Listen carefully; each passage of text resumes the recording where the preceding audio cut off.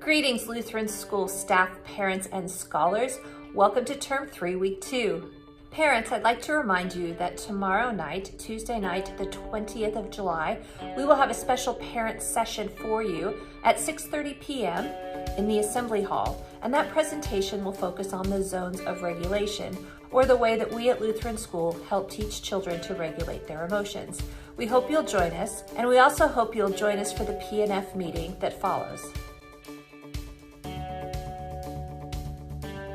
Parents, if you haven't yet connected to Seesaw as a method to receive messages from teachers, please do so.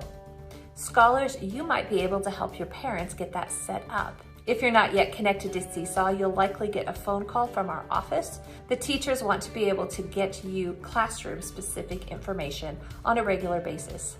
Thanks for your help in this.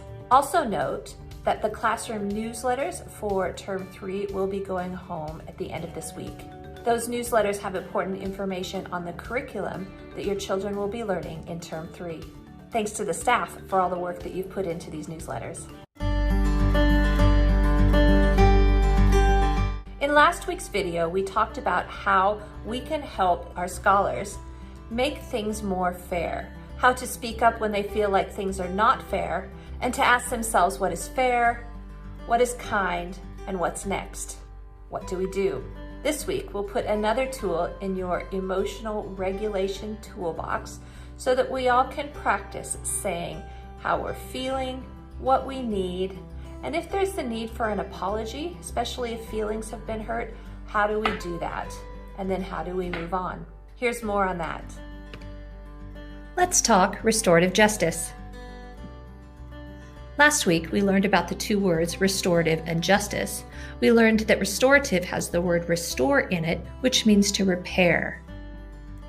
We focused most of our time on the word justice, or things that you as young scholars can do to help make things fair. We learned that it takes courage to make things just. If you're trying to solve a problem with a friend, you need to talk about what happened, and that's the whole story. We learned that stories have a beginning, a middle, and an end, and we have to be honest about all those parts. We also learned that if a problem is still a little problem, or a problem that can be solved by a young scholar, it's not about who's to blame. It's about asking the questions, what is fair, what is kind, and what do we do next? But what if feelings were hurt?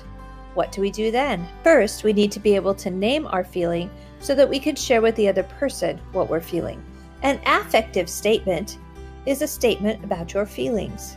Building on your knowledge of the zones of regulation, you can say how you're feeling.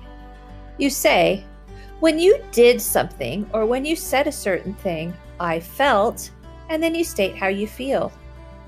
Then you state what you need. I need you to. And finally, the other person has a chance to say, I'm sorry for doing that, or I'm sorry for saying that. Next time I will, and they tell what they'll do next time. As you continue to grow, your knowledge of emotions and your ability to name your emotions should be increasing. This is called emotional literacy. Let's take a look at the stories that we had last week. First, we had two boys that were working together in class and had a disagreement. What might they say? Role play that conversation. What about the soccer problem? How would that conversation go? Pause this video to remember the story and think about how you might finish it. And finally, think about the story where somebody wasn't sharing. Role play how that affective statement might help you get to a good solution.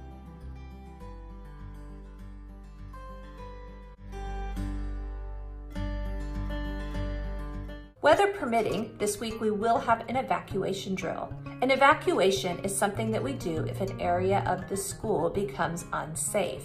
In the announcement, we will tell you where the problem is and where you should report to. We don't have any secret codes for an evacuation drill. We just tell you where to avoid and where to go.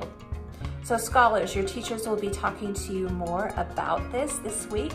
and do be aware that we will likely have an evacuation drill this week. Thank you for taking these practices seriously so that you know what to do and everyone knows what to do if something were to happen. As a family, it might be worth talking about where you might go and what you might do if you ever need to evacuate your house. Where would you meet? What are the different exits in your house that you might take? These are important family considerations. And remember, anyone can be a student, but at Lutheran School, we're scholars. Have a great week.